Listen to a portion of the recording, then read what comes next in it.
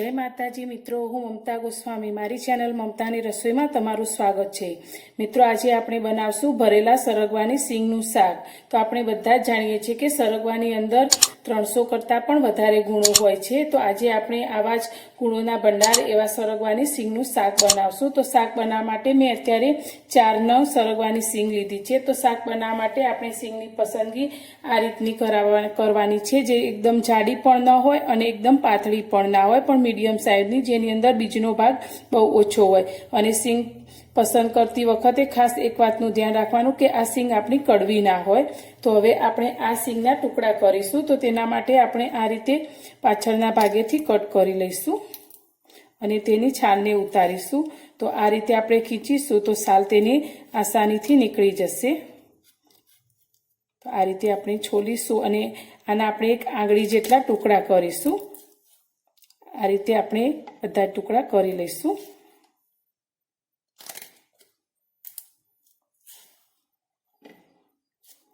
टुकड़ा कर्या पछी आपणे तेमांथी वच्चे कट लगाववानो छे।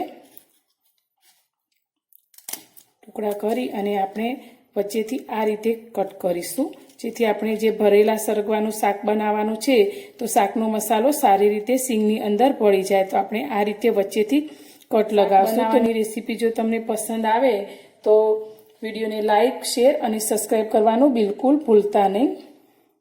तो आज रीते आपणे बधी सींगना टुकड़ा करी लईशुं।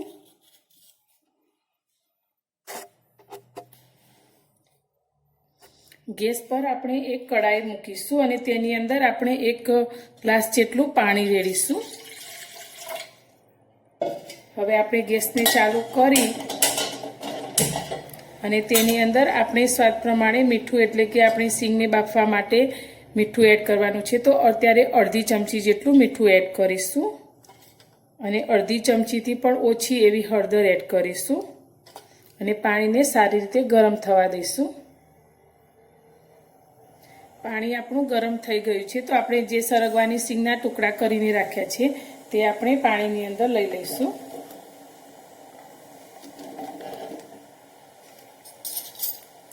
आ रीते मिक्स करी हवे आपणे आ सींगने 8 થી 10 मिनिट माटे मीडियम गैसनी फ्लेम पर बफावा दईशुं अने आपणी आ सींग बफाय छे त्यां सुधी आपणे शाकनो मसालो तैयार करीशुं। गैस पर अत्यारे मैं एक पेन मूक्युं छे। तो तेनी अंदर आपणे 3 चमची जेटलो चणानो लोट एड करीशुं। तमे चणाना लोटनी जग्याए सेव गाठियानो भूको पण आ शाकना मसाला माटे लई शको छो। तो गैसनी फ्लेम आपणे धीमी करी अने आ लोटने 2 मिनिट माटे शेकी लईशुं। तो शाक बनाववा माटे आपणे लोटने शेकीने ज लेवानो छे। तो आ रीते 2 मिनिट माटे शेकीशुं।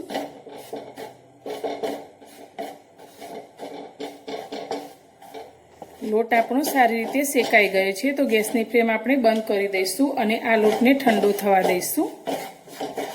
शेकेलो लोट आपणो ठंडो थई गयो छे। तो हवे तेनी अंदर मैं मसाला माटे शेकेली सींगने पोतरा काढी अने आ रीते अधकचरो भूको करी लीधो छे। ते 2 मोटी चमची जेटलो ते आपणे आ लोटनी अंदर एड करीशुं अने साथे मैं तलने आ रीते अधकचरा करी लीधा छे ते पण आपणे 1 मोटी चमची जेटला लीधा छे ते अंदर एड करीशुं। मसाला माटेनुं मीठुं एड करीशुं। तो अत्यारे नानी अर्धी चमची जेटલું मीठुं लईशुं। 1 चमची जेटલું आपणे लाल मरचुं पाउडर एड करीशुं। 1 चमची आपणे धाणा जीरुं एड करीशुं। अर्धी चमची हळदर एड करीशुं।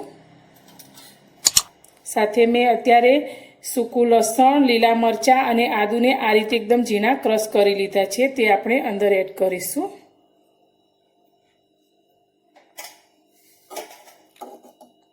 दळेली खांड लीधी छे ते आपणे 2 चमची जेटली लईशुं। तमे दळेली खांडनी जग्याए गोळनो उपयोग पण करी शको छो।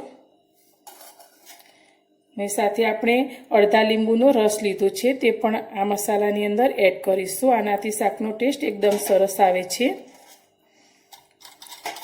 अने छेल्ले आपणे अर्धी चमची जेटलो गरम मसालो एड करीशुं। લીલી કોથમીર लीधी छे ते आ मसालानी अंदर लई लईशुं अने आ बधुं ज हवे आपणे हाथथी सारी रीते मिक्स करी लईशुं। આ રીતે મસાલો તૈયાર કરી અને તમે એરટાઇટ ડબ્બામાં ભરી અને ફ્રીજમાં સ્ટોર પણ કરી શકો છો અને કોઈ પણ ભરેલા શાક બનાવવાના હોય ત્યારે તમે આ મસાલાનો ઉપયોગ કરી શકો છો.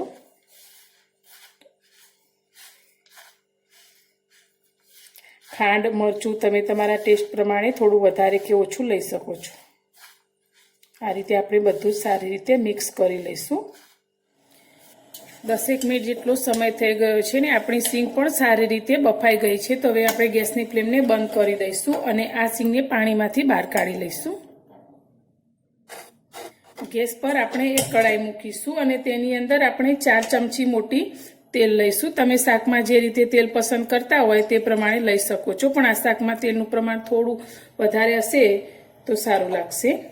હવે આપણું તેલ ગરમ થાય પછી તેની અંદર આપણે અડધી ચમચી જેટલું જીરું એડ કરીશું.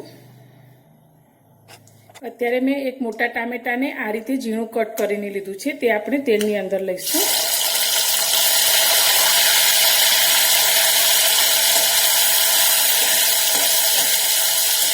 ટામેટું આપણું સોફ્ટ થાય ત્યાં સુધી આ ટામેટાને આ રીતે ચડવા દઈશું. ટામેટું આપણું સારી રીતે સોફ્ટ થઈ ગયું છે. તો હવે આપણે જે મસાલો તૈયાર કરીને નાખ્યો છે તે આપણે તેલની અંદર લઈશું.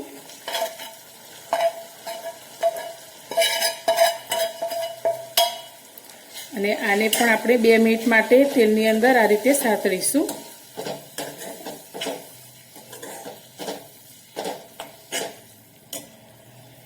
મસાલા આપણા સારી રીતે સંતળાઈ ગયા છે. તો હવે આપણે જે સરગવાની સિંગને બાફીને રાખી છે એ શાકની અંદર મિક્સ કરીશું આ રીતે મસાલાની સાથે.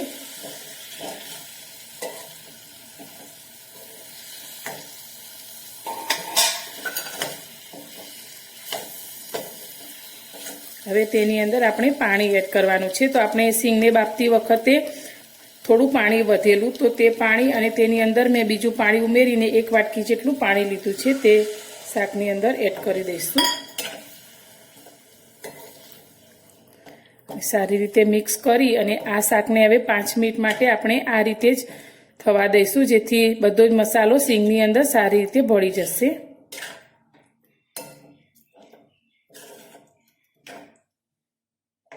પાંચ મિનિટ જેટલો સમય થઈ ગયો છે. તો હવે આપણે શાકને જોઈ લઈશું. તો શાકની અંદર સારી રીતે તેલ પણ છૂટું પડી ગયું છે, તમે જોઈ શકો છો. તો આપણું શાક બનીને તૈયાર છે. તો આપણે તેને સર્વ કરશું. તૈયાર થઈ ગયું છે આપણું એકદમ ટેસ્ટી અને ચટાકેદાર એવું ભરેલા સરગવાનું શાક. તો આપણે ઉપરથી થોડી કોથમીર આ રીતે ગાર્નિશ કરીશું. તો તમને મારી આ શાક બનાવવાની રેસીપી સારી લાગી હોય તો વિડીયોને લાઈક કરવાનું બિલકુલ ભૂલતા નહીં. અને જો પસંદ વધારે આવી હોય તો તમારા ફ્રેન્ડ સર્કલમાં શેર પણ જરૂરથી કરજો. અને ચેનલ પર નવા છો અને ચેનલને સબસ્ક્રાઈબ નથી કરી તો સબસ્ક્રાઈબ કરવાનું પણ બિલકુલ ભૂલતા નહીં. તો ફરી મળીશું એક નવી રેસીપી સાથે નવા વિડીયોમાં.